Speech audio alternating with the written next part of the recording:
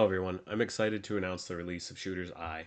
Shooter's Eye is a application that allows you to analyze your shooting performance videos that you've been recording or someone else has recorded for you. It could even analyze someone else's videos. If you have a video that has performance sports in it, you're able to analyze that footage and determine, where they're at, where you're at in comparison over time. Really proud to finally get this released. I know it looks a bit like a Flash game. It is an indie developer, limited time, things like that. So this is Ghost, and yeah, let's get into the app. So it says, "Are you ready? Stand by."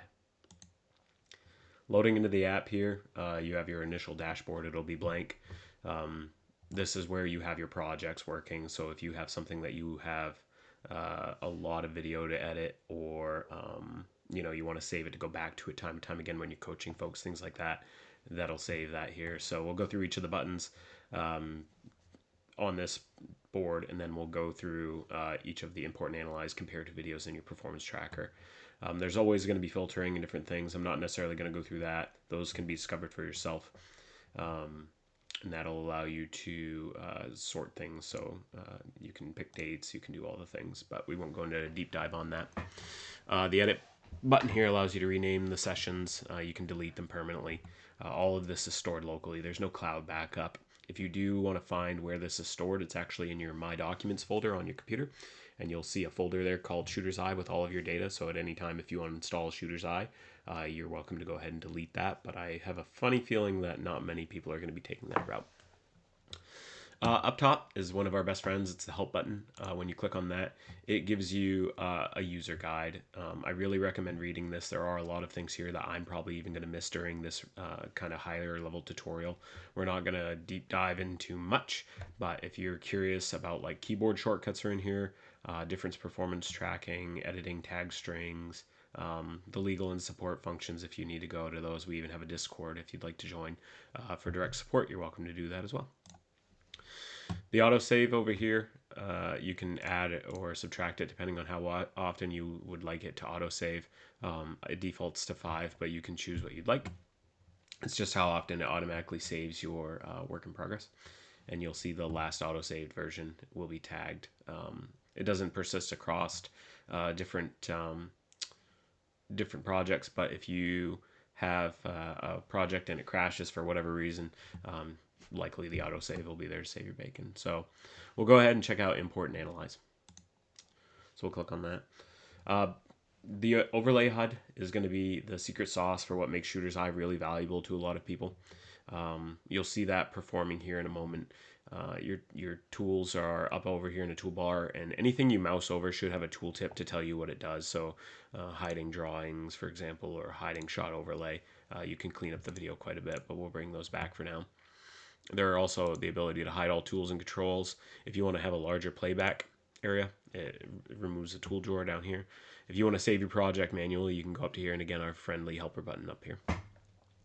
You can reset the overlay, clearing all the detected shots. So we'll get to auto overlay, which is its friend. Again, this is the secret sauce button. And there's a duplicate for every button in your quick access toolbar down here, except for the stopwatch. That's a feature that you can activate up here, and it'll actually run in time with the video. So if we press play right now, you see it's not going. So if you were, let's say, running from A to B, and you want to see how long that took, but you were pausing the video and doing things in between, that'll allow you to do that with the stopwatch. And then zoom pan mode, when you load a video, will allow you to do a typical zoom and pan on the video. Scroll in, scroll out, get real hyper focused on someone's hands, things like that. So we'll go ahead and load a video.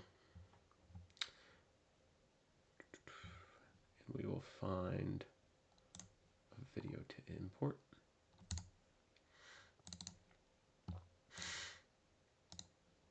Okay, so here we have a shooter that's doing a USPSA classifier. I don't really remember the name of it, but that really doesn't matter.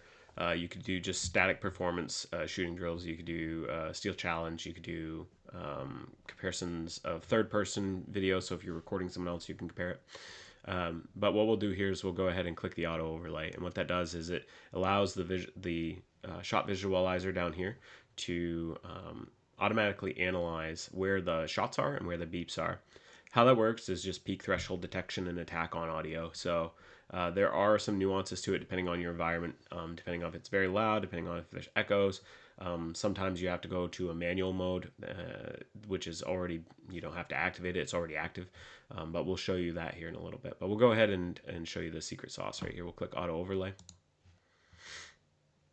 And it says 32 shot markers were detected. As we can see here on the shot visualizer, we have some shots. These are the yellow bars, and some beeps. These are the kind of cyan or teal bars. Over here we can see it had a false positive trigger, right? Don't really like that. So if I ever see anything I don't like, I can just go ahead and click on it and it removes it. Additionally, if I made a mistake, I can do undo, redo, all the things. Clear left and clear right and clear shots. So if I click clear shots, all of them go away and we start over again. We'll click our button, brings it back. Clear left is anything to the left of the thumb. So this is your playback thumb. Clear right is anything to the right of your playback thumb. So say you're stepping through and it's the end of the string and there are some shots detected after the fact, you can clear right. If there's perhaps some noise, shooters in the bay over and it picked them up for whatever reason, you can clear left. All those things can be done. Additionally, let's say you do have a shot that was detected, and we might see that here in this video. You can actually manually add your shot by adding mark a shot or pressing S on your keyboard, or you can start string or press B on your keyboard for beep, and it will actually add those. So if we wanted to add one here, for example, I just press S, it added a shot. If I press B, it'll add a beep. You can see up there too, string 1 of 2. So when I added that beep, it's actually going to track the number of strings, which is really important for like steel challenge or doing static drills. You want the beeps to be at the start of each string, and it'll give you your total time for each string as you're within it. So we'll go to the first string. There's obviously no shots, so we'll add a couple of shots in just manually. And it'll give us all of our data. And then when we scroll to our second string, it'll actually be string 2 of 2, and it'll start displaying those shots and overall times, when we get to going like that. We can see here we have a shot at the very end. We can just do clear right, clears that little shot over here. We can go back before this drill because this is when I actually started the run, and clear left, cleared all that stuff. I can also see here, like just in the video, it's me doing like some stage walkthrough stuff after activating my camera, and I can tell here in the visualizer this is the "Are you ready?" command, and this is the standby command. So what we're going to do actually is, before we even get started, I'm just going to trim. So down here is your trim slider, and you can see that it's working with this overlay here. I can do a trim slide, and I can trim that out. So if I don't want any of that stuff there, I'll just trim that out. If I need to, like if it's a really long video and I need to zoom in on my visualizer, it can stretch it out so I can get more fidelity on that as well, and I can click fit, center the play thumb, or enable auto follow, where it automatically follows my playback or not. So you can toggle those. But for right now, let's just do a little bit of a trim, and we'll go ahead and click apply trim. It'll permanently cut the video. The imported video won't actually mess with your original video, so everything original is preserved. It takes a temporary file and starts manipulating that within Shooter's Eye, so don't worry, it's not affecting your actual videos and things that you've recorded, so pretty nice little feature there.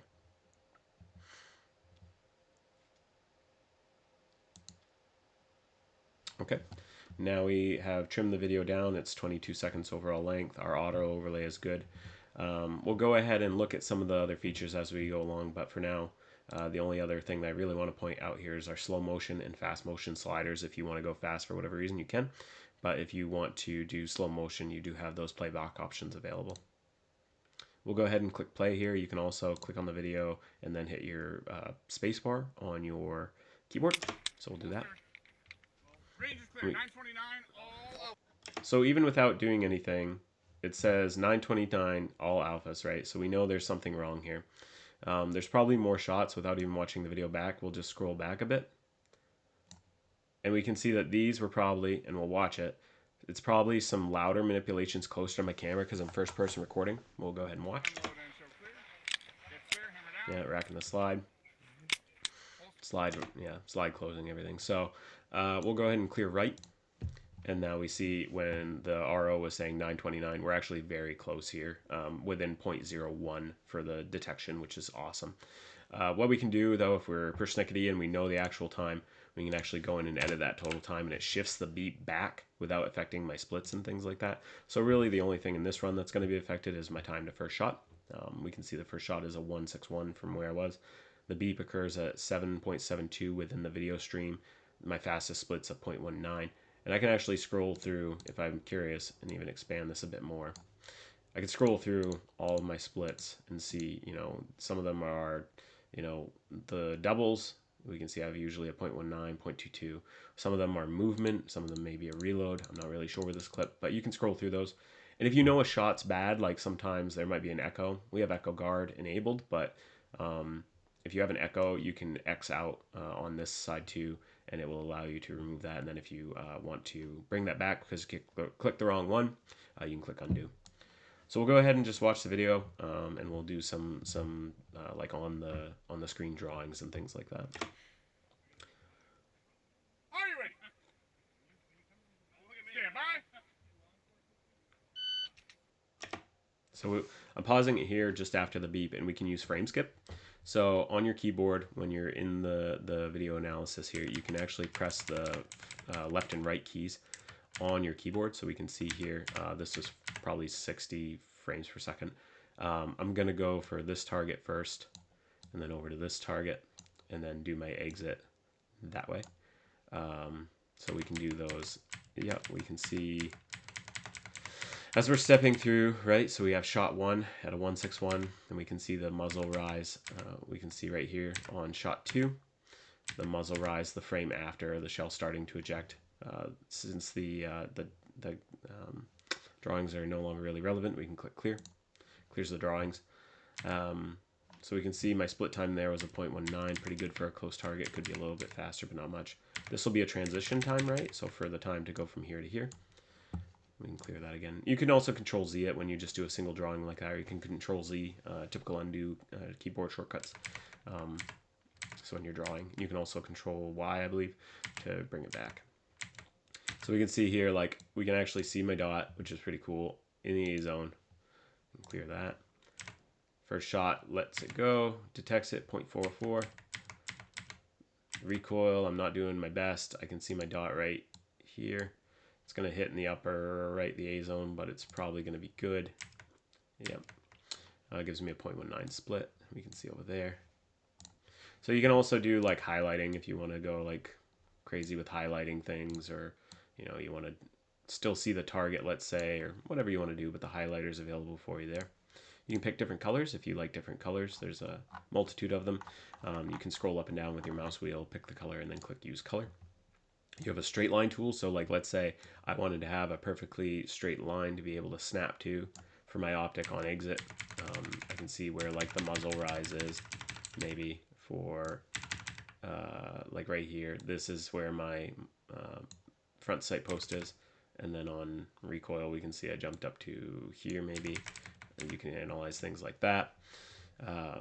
You can do angles, so if we're looking at, for whatever reason I wanted to look at the angle for 3 things, we just draw the the points between them, and you can toggle the feet so you can see what the angle is present, and if you needed to swap where that angle point was, you just bring it over and see what your angles are. So kind of a neat little tool there if you want it. We'll go ahead and watch a little bit more of the video.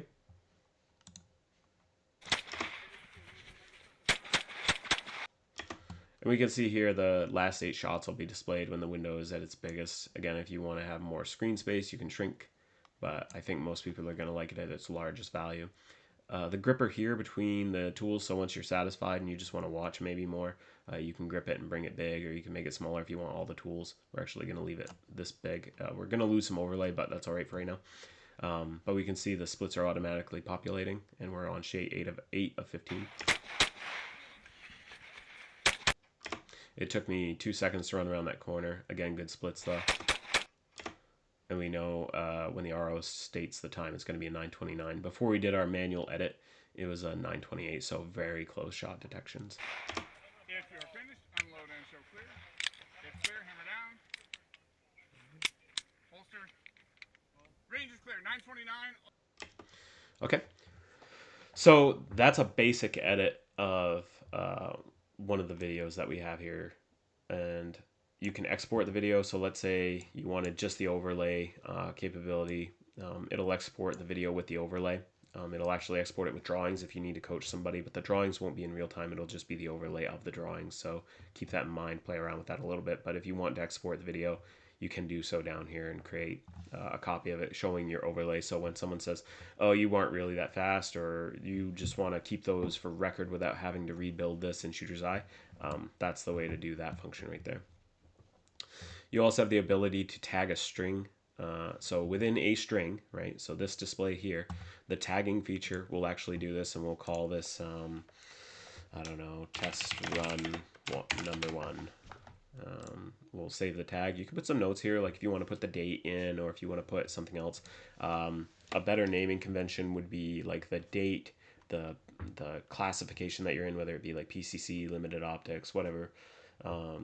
Rimfire, Steel Challenge. You could put whatever you want in here, but as you find tagging standardization, it's going to allow you to compare the runs easier. So highly recommend you think about this, like what level of fidelity you want, because that's what's going to allow for you to track this over time. But for our sake here, we're just going to do test run one.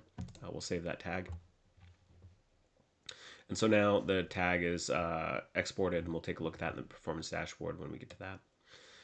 Again, if we want to do something like, okay, we have our beep timer here and we wanted a stopwatch with it too. You can see sometimes the overlays, they won't ever overlap, so you got to kind of be careful about where they go. Yep, there we go. So because this one grows, it doesn't want to overlap this one. You might have to shrink your screen. When you click play on this though, you can see it runs with it. It should be fairly close in time. Yeah, we didn't start precisely, obviously, and all the things, but gives you an idea. You can use that. You can stop it. It's all manual, so just if you want a manual stopwatch, it's there for you. And again, if we want to do the pan and zoom just to demonstrate that, I can zoom right in quite a bit. Okay. Going into more of the meat and potatoes here, when we're looking at when we're looking at the videos, right, let's say the shot analyzer is picking up a ton of false positives, or maybe it's not picking up beeps, any of those things. This drawer right here, you click on the drawer, and it actually, this is your tool set that allows you to fine tune. So if we keep our eye on the shot visualizer, as our detection tolerance goes up, we'll go ahead and click auto detect shots. This is actually a pretty clean video, and it's probably because our confidence level is up. So min confidence and detection tolerance allow you to pretty much say how many shots are there with some degree of confidence. As we lower our confidence levels, we can see less, and as we go ahead and have like a better audio detection, it's going to add more false positives. So you'll be able to fine tune and find where your environment works. Again, as you change environments, it might have to be a little different. Depending also if you're shooting maybe something that's a little bit faster than what I shoot, those types of things. Minimum shot spacing, so if you're shooting splits extremely rapidly, you can fine tune that, but it helps with echoes and it helps with duplicate shots. So 0.12 is where I like mine to be at. 120 milliseconds if I'm ripping that fast. Generally I'll know it, and then I can come in and fine tune it a little bit lower, but that's where I keep that at. String break, it's time between strings. So let's say we're looking at our strings here, and it actually thought that this string was a string start. So when we go beyond that 4-second marker, it changes the sensitivity of the beep as well. The beep sensitivity is tied to it. You can see this beep get removed, so it might be something that you want to play with if you have multiple strings in like a steel challenge run. Find your maximum value so it gives you your most separation between your strings. Minimum confidence, we showed that, where it'll add and remove shots based on what it thinks it's hearing. Again, there still may be some cleanup. I know these are all cleanup items, for example. We'll go ahead and remove those by clicking them. You can also add shots. Like I said, if you know at a point, just click S, brings it back. Okay. So that's going to allow you to do that. We'll bring the confidence back to like a, I don't know, like an 80% confidence. And we can start seeing like right there, there's two more. It's seeing these two peaks here, and it goes, those could be shots because of how loud that is, because I'm recording first person. So for you to tune. Echo guard, it monitors for echoes and cancels it out if it notices an attack on the audio and then kind of a slightly weaker attack within a short period of time. So in this case, 120 milliseconds. It'll actually almost act like a filter, and it'll ignore those shots, so it gives you better results. So it may have heard an echo, let's say right here between these two splits. Echo guard removes those, so feel free to fine tune with that. And then beep sensitivity, right? If we go all the way down, we remove our beep. If we go all the way up, in this case we don't have any more because of probably our string break, but you can increase and decrease your beep sensitivity. Yeah, we can see it changing on the left, that one that's coming back and forth because of how it's detecting those beep strings. But if you know where it is, you can use the beep sensitivity adjustment and get it to display correctly. And then you can just close your drawer, and then you're good to go. Again, the auto overlay button present down here if you want it. You can remove the last shot that was shot. So if we go ahead with our thumb a little bit, it'll remove the shot immediately to its left. Not all of them to its left, just the one that's most recent. And then again, we can see here, remove last shot. Good to go. Lastly, we'll save our project. We'll name it shooter session test number 1. And we're prompted on exit as well, just so we don't forget, but you can see the name changed up here.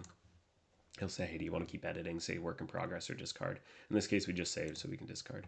And we'll see shooter session test number 1 is there. If we click on it, it brings us right back to where we were, along with the edit. So if it's a big, long file, you're like, oh no, I've done so much editing.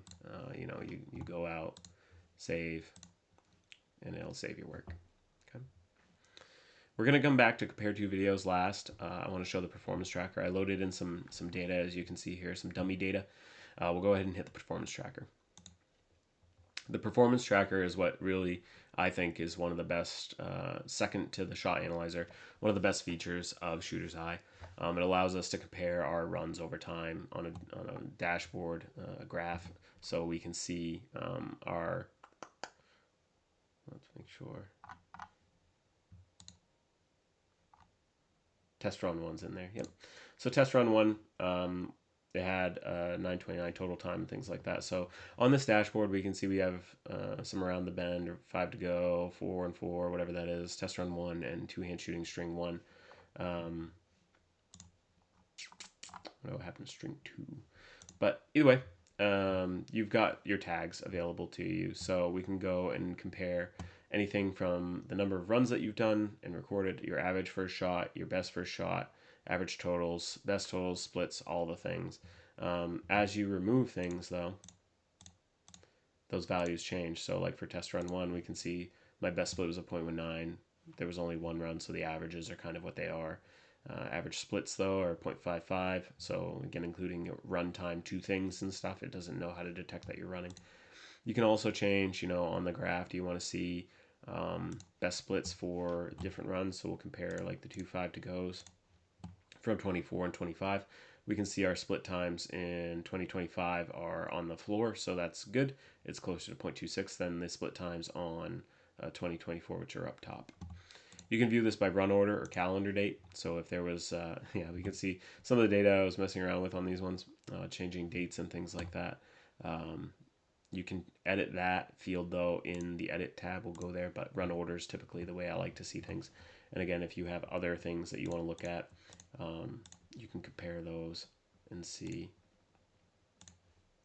just what they're looking at. And when you mouse over them, it'll show you what you're looking at, so it gives you some fidelity. Okay. You can compare over last 7 days, 30 days, 90 days. You can do a custom date range, all time. You can do a more in-depth look. So we'll look at test run 1, and it gives you this dashboard, or this table here that shows you your first shots, your averages. So if you were doing like multiple strings, you could do comparisons across those. We'll actually look at a steel challenge for that, so 5 to go. Different shots, though. I forgot about this. Different shots, though, because some strings have 5, 6, 7, 9, whatever, and 5 to go. That's why it's not able to compare that, and same with this one. So it actually has to be the same number of shots for it to give you this table here. So if I had, for example, another run with 16 shots total, we could compare those values and get the bests and things like that. Okay. Compare is a pretty strong tool as well. So if I have, for example, I want to compare my performance in 5 to go from 2025 to the 5 to go from 2024, it's going to allow me to do this on a kind of a cleaner comparison basis. And we can do things like total time. We can do things like best total, best splits, over time, average shots over time, total shots over time. You know, there's a lot of different pickers here, so you can make the data work for you. And again, you always have it between date and run order. And we'll look at run order here in a minute. But even just here, right, we can see I have 15 records for each of them. My average first shot in 2025 was a 0.82. My average first shot in 2024 was a 102. And this can be different divisions and stuff like that. Again, this is like the tag is that name. So we want to make sure, like, if this was a rimfire optics, let's say, I could put dash RFPO or whatever. And this one, let's say it was PCC or something, I could do dash PCCO or whatever the division is. So tagging is important, and whatever you make for the tags is what's going to allow you to filter it and kind of do these things with it. We can again see, like, on these different runs or dates what the value is. So like run number 7, my average total run went up. So they might be in the wrong order on the edit tab. We'll take a look at that. And you can just do the opposite. So depending on the run order, right, we took our average down to a 2.71 and a 297. This is the edit tab. Again, we've got some filters. We can import data from other users. So like, let's say I'm coaching somebody and I said, hey, send me your shooter's eye data. They can export all of it, and I can import it and tag it appropriately. And that way I can analyze what they've done and give them some tips and tricks based on what I'm seeing. I can compare 2 shooters that way. So if they tag dash Ghost and dash John, you're able to compare those that way too. So great capability there for coaches. The export too just takes all your data and puts it in a file that you can then copy and paste and share with other users. In the tabs, you can find in each of them the different runs and things like that. So let's say, like I said, some of these are just duplicates for the sake of having data and it's out of order. I can use this gripper over here and just click and drag it where I think it needs to belong and let go. And it'll actually move it down there. So we've got 9 shots on that one. We'll bring it up, and yeah, 9 shots goes to the top. So you can select all. You can click on one and do a bulk rename of all of them that you selected. You can go over here and rename the record, edit the run date, edit note, delete the record if you think it's a bad record, things like that. So all cool things. If you need to delete them, currently you'll go into each tag and then you'll select all and delete. That way you're not blasting all of your data. So just kind of keep that in mind as you're going through. If you're creating tons and tons of tags and it gets a little rambunctious, you can do obviously the A to Z filters, date filters, number of run filters, things like that, and figure out, okay, maybe I want to delete this one or that one. We'll bring up test run 1 again right here. We'll go by date. And we can see again the edit fields there, the gripper. If we want to delete it, we can delete it. Text here on the dashboard can be a little small for some folks. So if you're needing the readers, you can go ahead and click plus up and bring it up quite a bit. It tries not to collide as best it can, but sometimes it does. And then if you want to reset it back, you can go ahead and do that. In compare 2 videos, this is another powerful tool. So we'll go ahead and load video A. I'm going to select a Smoke and Hope, and then unselect B. Select another Smoke and Hope from a PCC. So on the left, we have a rimfire pistol optics, and on the right, we have a PCC optics. Each one of these controllers operate just the same as inspect and analyze. The only thing is the export isn't here, so this isn't really for exporting. It's more for voice overlay if you're recording like I am now. But everything else is here. The shot detections are independent because the environments are different. The adding to the shot analyzer, you need to be in the window that you're working with to be able to do things, right? Your drawing tools are all present and accounted for, your colors, all the different things. If you have, though, like a really loud side A, you can fine-tune that here. Same thing with side B. Just open the drawer, fine-tune that there, and then your audio levels can mix. Something that's unique to this is you can do a stack mode, or you can do a side-by-side mode. So that's what this button does here. And then the link playback. So when I click play on the first video, right now they're unlinked, so not linked. But if I rewind and let's say I just wanted to see what they look like linked, both move at the same rate. Are you ready? Are you ready? Stand by. Stand by.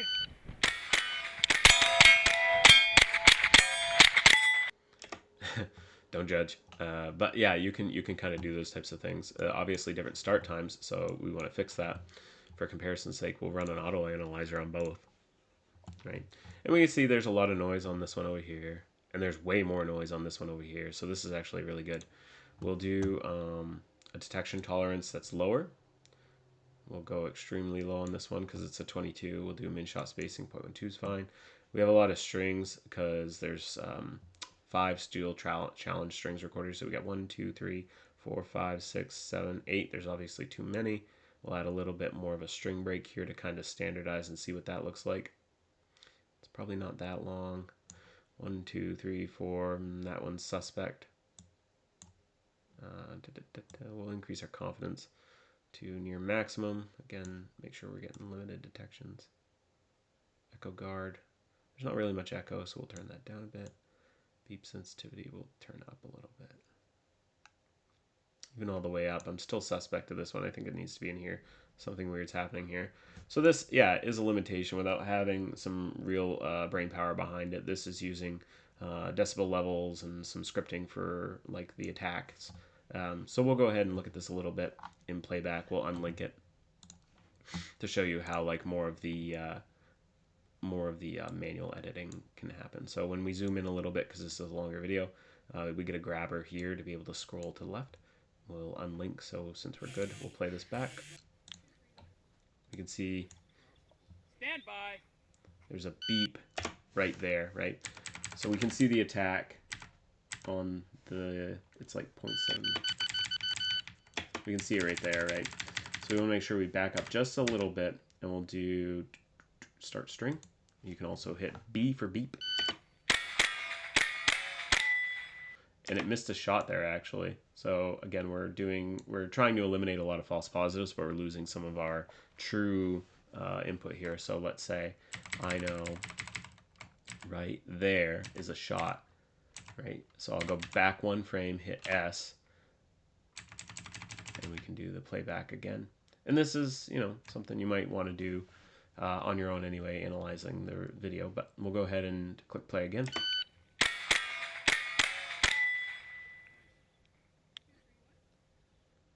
So I could barely hear the shot timer call out, but I think it was a 2-3-1. So my beat placement was a little early, so we'll just do 2-3-1 on the edit. And it moved the beat towards me a little bit, so I can see now for string 1 right here. We've got not great performance on a rimfire optic. There wasn't, you know, it's the first shot, or the first set, so like that wider transition of a 0.57. You know, we got that there. But anyways, we're not here to analyze performance, we're here to analyze shooter's eye. So like in this case, right, I can tag this string, so it's Smoke and Hope dash, we'll call it rimfire pistol optics, right? So I now have that tag. So that's only going to save my first string out of 6, which we'll clean up more as we go. But this is kind of the thing when it has these kind of issues determining what things are, we can clean it out manually, which is pretty neat. So right here, we can see the thumb is not in line with my playback button because of the zoom. It's just not going to work that way because of that. So we'll grab the actual thumb itself and we can slide it back before that beep and then check and see, like, is that actually the beep? I have a sneaking suspicion it's not. So we'll go ahead and press play again. Are you ready? Yeah. Stand by. So again, I just heard the beep attack. And we can see it on the visualizer, so there's just something in the audio algorithm that's killing it. So we hit B right where that thumb is. Click that. That was 6 shots, and it counted all 6. This is great. I had a quick follow-up on one of the targets, so that looks good to me. Are you ready? Didn't hear the callback, but I think that's pretty close. No, I'm not. I'll take that as a no. Nope. Okay. No, There's some talking going on. Math is hard, Bernie. Okay. Are you ready? Stand by. We can see here. Yep. Again, I think it's the shot spacing, right? So we had to delete a shot space that it thought it was on the command. So we're going to have to actually add that back in here too. So we'll add it roughly right before, you can see right before that attack right here. So we'll hit B. That was a lot of shots, so we'll do that again and count.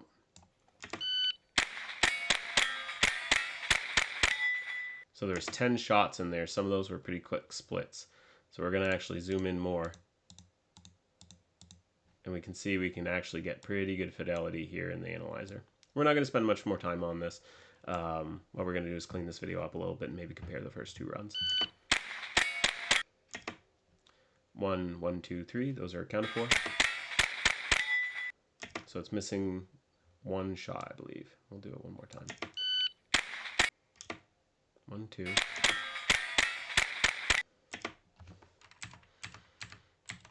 So we can see the shell eject, like the casing ejecting there. So we go back 1 frame, hit S. Okay. So we can see that total run is like a 318.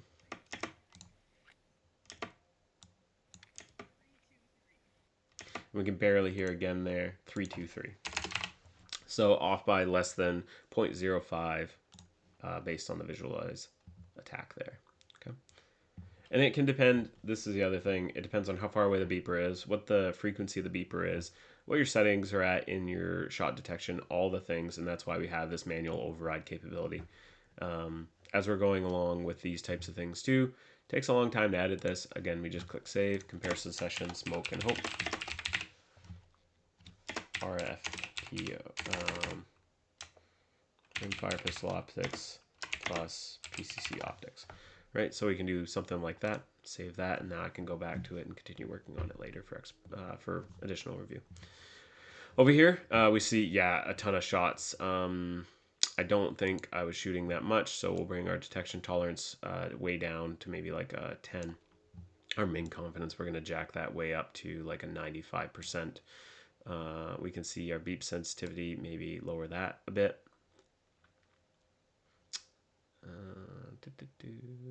Right about there. Beep threshold, each string, let's say. We can see we're removing probably some false positives there. Some other things going on here. Let's do that. We'll click over into this video. And once it starts playing back, the controls come over to this side. Are you ready? Stand by. So right there, we can see it's missing the first beep.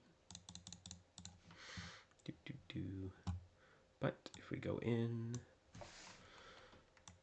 our little thumb here, it's like right, and we can zoom in even more and get more. Yeah, we can see it's barely, like that beeper is just not getting picked up too good by the analyzer, so it heard the safety selector, though, surprisingly, so we'll get rid of that. And the echo guard or something came into play here that made it miss shot number 2. So we had shot number 1 right there on target 3. We had a shot right there on number 4. We're swinging back over to, there's 3 shots there. And it's picking up shots by the next bay over. It's a little windy out too, so the audio overlay is really having a hard time. But that was string number 1. We'll just play it back and make sure that we did a good, make sure that we did a good job. Bring our thumb over. So I counted 8 total shots. Watching the screen looked right. We know obviously up here there's too many strings. So like let's say I know there's a longer run and there's a beep in the middle. I just click remove the string start and it'll merge the shots into the previous string. So let's say as we go along, we know there's going to be a beep in here somewhere and I want to merge maybe this run into it. So we'll go ahead to this run. It'll actually delete the last beep. We can see it go away and it merges all of it. But we know there's a beep in here, so we'll go ahead and put that in. Yep, right there at that attack. So we'll click B for beep. You can also, again, go down here and click start string. Still picking up the safety selector on the first person view. Let's see here. Bring that detection tolerance down a bit, like pretty much all the way to the floor. And then bring the confidence all the way up. Now let's see. Yeah, that looks a little better. So sometimes, yeah, if you're just having a heck of a time, don't give it any tolerance. Crank the min confidence all the way to maximum. You won't have much to like kind of work with. Unfortunately, sometimes it just eliminates every shot. So depending on how you're recording in the environment, but in this case, it looks like it cleaned up pretty good. So we'll see. So the safety selector again getting pick up. It's not detecting the echoes and things, and the quick fallout. So we'll go ahead. You can see there's 2 shots missed here. One right there. One right there. So we'll watch that back.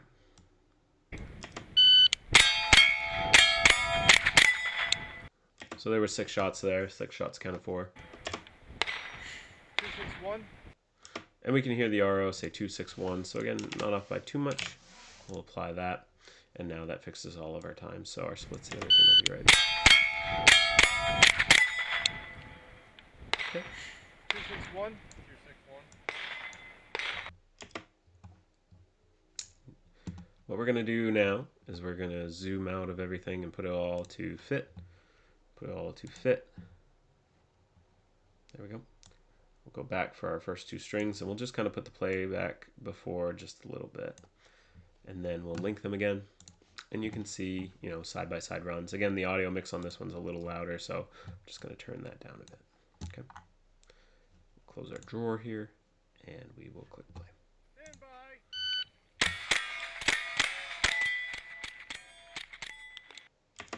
So we can see here on the PCC 308, 231, a little bit faster with a rimfire, makes sense.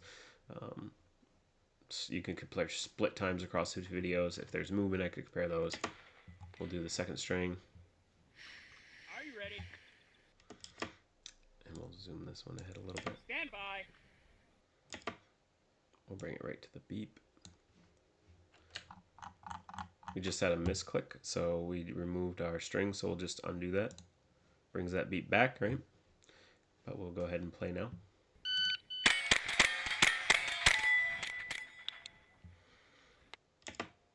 So we can, you know, do those types of comparisons amongst the videos. On this one too, like we can do a tag a string for this one. So let's say I like that run and I want to keep it. We can do smoke and hope and see we can have reference to our last, so we can make sure there's relatively the same naming convention. And then we'll do PCCO. We'll save that tag. What that's going to allow us to do is we're going to save this work in progress. We'll go back. It'll ask us, are we sure? Yep. We'll go back to our performance tracker. We'll bring up, we have our smoke and hope, RFPO, and PCCO, so we'll get rid of everything else. And it allows us to compare those 2 directly.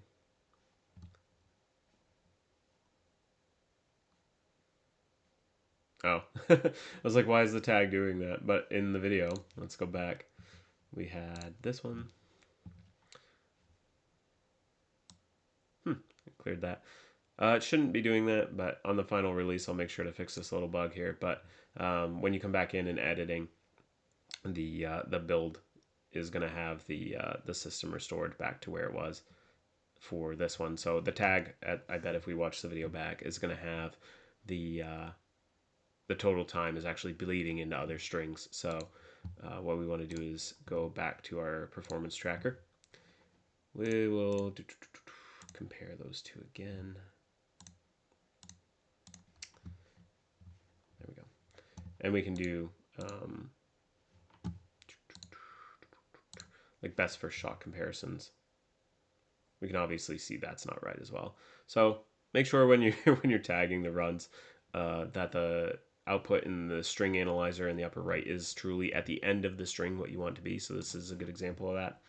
We'll go to our PCCO. Yeah, we didn't shoot 13 shots and it didn't take us 9 seconds, and this was not our first shot. So definitely want to delete that. It'll delete the bad tag, and we can see our good rimfire pistol optics. We'll go back to our dashboard and we can do our analysis on our one run. Right there. So we can see here.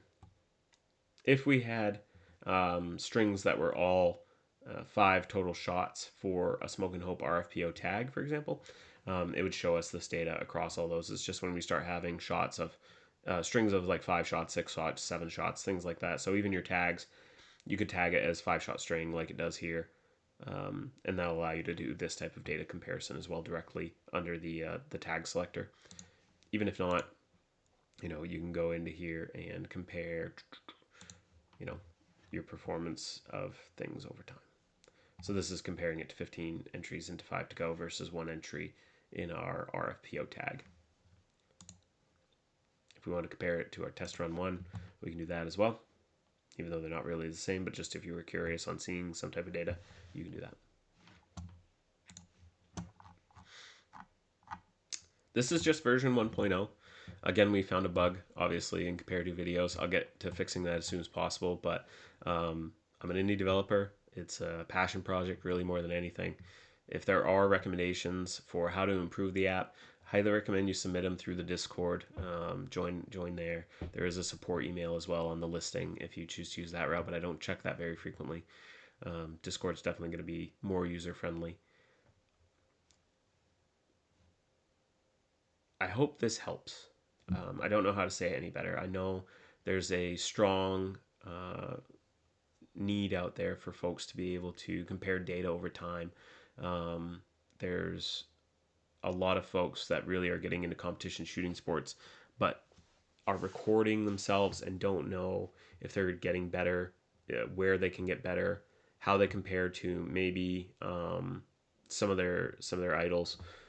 This tool is going to allow you to do that. This tool is going to allow you to analyze your performance, have a coach take a look at the video.